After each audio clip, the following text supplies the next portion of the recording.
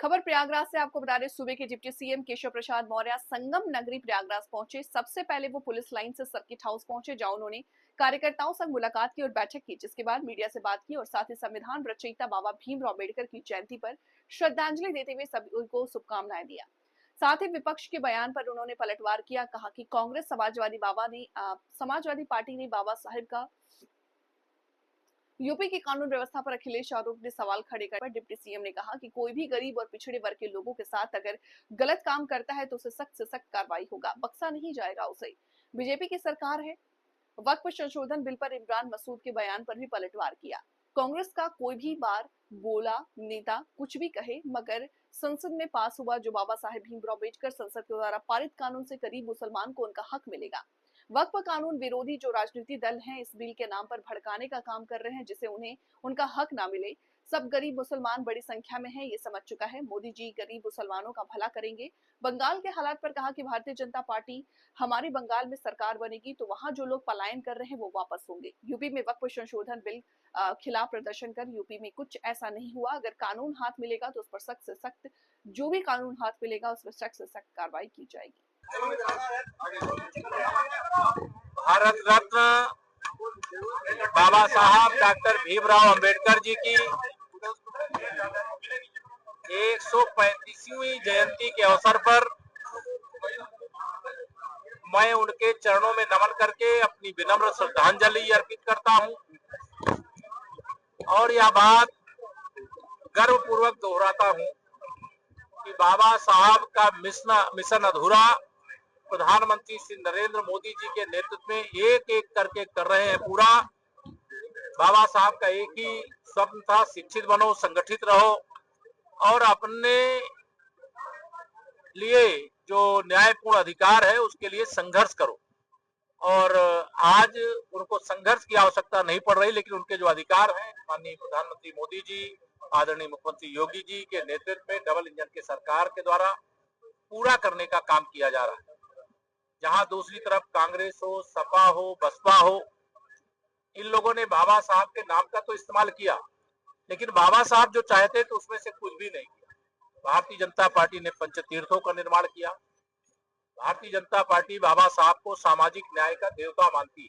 Sir, Akhilesh Yadav और Congress party UP की कानून व्यवस्था पर सवाल खड़े कर रही, कह रहे की जयंती मना रही बाबा साहब की और दलितों की हत्या हो रही है प्रयागराज। जो दलित, पिछड़े, वंचित, शोषित या किसी भी गरीब के साथ इस प्रकार की घटनाओं को अंजाम देने का काम करेंगे, उनके खिलाफ इतनी सख्त और कड़ी कानूनी कार्रवाई होगी।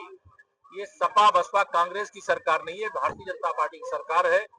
और कानून व्यवस्था से खिलवाड़ करने वालों का अंजाम क्या होता है, जो खिलवाड़ किए हैं उनको इसका अंजाम भुगतने के लिए तैयार रहना चाहिए।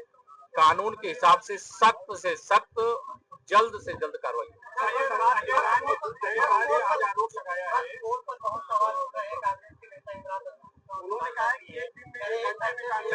देखिए, पहले तो कांग्रेस का कोई बड़बोला नेता कुछ भी बोले, लेकिन 2047 तक श्री राहुल गांधी जी सहित जो भी विपक्ष वाले हैं, जो वक्फ संशोधन बिल के खिलाफ मतदान किए, उन सबको मैं कहना चाहता हूं कि देश की जनता भारतीय जनता पार्टी के साथ है, माननीय प्रधानमंत्री मोदी जी के साथ है।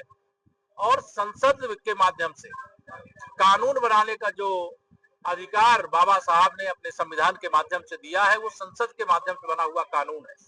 उसके अनुपालन से इस देश के गरीब मुसलमानों का भला होगा, उनके जीवन में खुशहाली आएगी, उनकी गरीबी दूर होगी, उनको शिक्षित होने का अवसर मिलेगा, उनको रोजगार पाने का अवसर मिलेगा। और ये जो भाजपा विरोधी राजनीतिक दल है, वह वक्फ संशोधन बिल के नाम पर उन गरीब अशिक्षित मुसलमानों को भड़काने का काम कर रहे हैं।